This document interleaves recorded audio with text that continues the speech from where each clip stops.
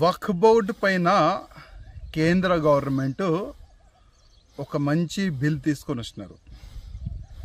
ఆ బిల్కి వ్యతిరేకంగా ఓవైసీ అంటే హైదరాబాద్ పార్లమెంట్ సభ్యుడు ఈరోజు సాయంత్రం దారుసలాంలో వక్ఫ్ బోర్డు బిల్ అగ్నిస్ట్గా ఒక బహిరంగ సభ పెట్టిండు.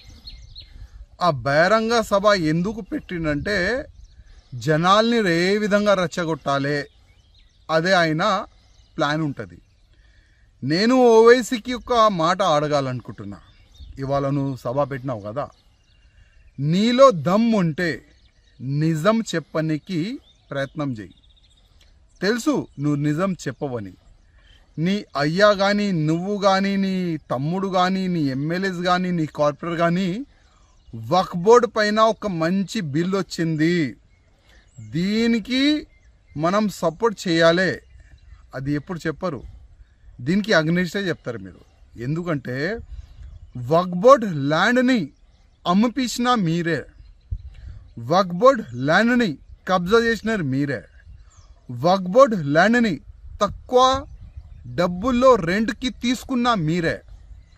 ఇవాళ ఓల్డ్ సిటీలో కానీ మొత్తం తెలంగాణలో కానీ ఎన్నో ఎకరాలు వక్ఫ్ బోర్డు ల్యాండ్ కబ్జా చేసి అమ్మిపించినారు మీరే.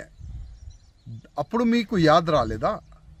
వక్ఫ్ బోర్డు ల్యాండ్ అల్లా ఇచ్చిన ల్యాండ్, దానికి కాపాడాలి, దానికి అమ్మొద్దు, తక్కువ రెంట్కి ఇయ్యకూడదు.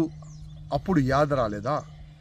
ఇవాళ కేంద్ర గవర్నమెంటు, మోదీ గారి government, Bharatiya Janata party government వక్ఫ్ బోర్డు ల్యాండ్ సేఫ్ ఉండాలి ఒక మంచి ఆలోచనతోని దానిపైన ఒక బిల్లు తీసుకొని వచ్చినారు.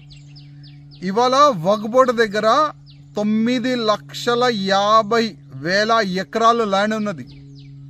అదే 9,50,000 ఎకరాల్లో ఎన్నో మడిగలు ఉన్నది, షాపింగ్ కాంప్లెక్స్ ఉన్నది, అగ్రికల్చర్ ల్యాండ్ ఉన్నది. అసలు ఆ డబ్బులు ఎక్కడ పోతుంది? అదే డబ్బులు సరిగైన యూజ్ కావాలి, దాని గురించే ఇది బిల్లు. ల్యాండ్ ఎవరు కూడా అమ్మకూడదు, దాని గురించే ఇది బిల్లు. తక్కువ రెంట్కి ఎవరికి కూడా లీజ్కి ఇవ్వకూడదు, దాని గురించే ఇది బిల్లు. ఇది వక్ఫ్ బోర్డ్ అగ్నిస్ట్ కాదు, ఇది బిల్లు. వక్ఫ్ బోర్డ్కి ఫేవరబులే ఇది బిల్లు. అది నిజం చెప్పనికి నీకు దమ్ము ఉంటే సభలో చెప్పు ఇవాళ. కానీ నీ ప్లాన్ ఏంది? నీ ఆలోచన ఏంది? వక్ఫ్ బోర్డు బిల్లు పైన తప్పుగా మాట్లాడాలి, వక్ఫ్ బోర్డు బిల్లు తప్పు ఉన్నది, దాని అగ్నిస్టే మాట్లాడాలి, అది కదా నీ ఆలోచన.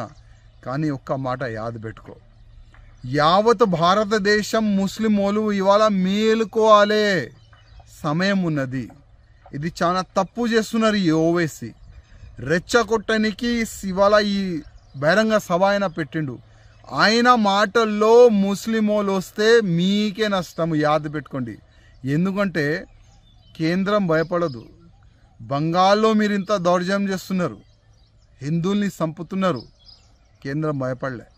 యావత్ భారతదేశంలో ఎన్నైనా మీరు దౌర్జన్యం చేయండి, ఎన్నైనా మీరు రోడ్డు పైన డ్యాన్స్ చేయండి, కానీ ఒక్కసారి వక్ఫ్ బోర్డు పైన బిల్లు వచ్చిన తర్వాత రిటర్న్ బిల్లు పోదు. ఈ ఒక్క మాట యాద్ పెట్టుకోండి. బిల్లు తీసుకొని వచ్చిన తర్వాత దాంట్లో ఏమేం చాలా మంచిగా పెడితే బాగుంటుంది దానిపైన మీరు చర్చ చేయండి. ఆల్రెడీ చాలా వరకు చర్చకి సమయం కూడా ఇచ్చినారు పార్లమెంట్లో, కానీ ఓవైసీకి దమ్ లేకుండే ఆ వక్ఫ్ బోర్డు పేపర్ బిల్లుని చింపి పాడేసిండు. ఎందుకంటే మీడియాలో అయినా ఫేమస్ కావాలి కదా. అదే ఆలోచనతోని మీడియాలో రావానికి ఆ వక్ఫ్ బోర్డు బిల్లుని చింపి పాడేసి బయటకు వచ్చి ఏదేదో వాగుతుండు. కానీ ముస్లిం సోదరులారా, ఒకటే ఒక రిక్వెస్ట్, బిల్లు వచ్చింది, అది ప్లస్సా మైనసా ఒక్కసారి మీరు ఆలోచన చేయాలని నా ఒక నివేదిక.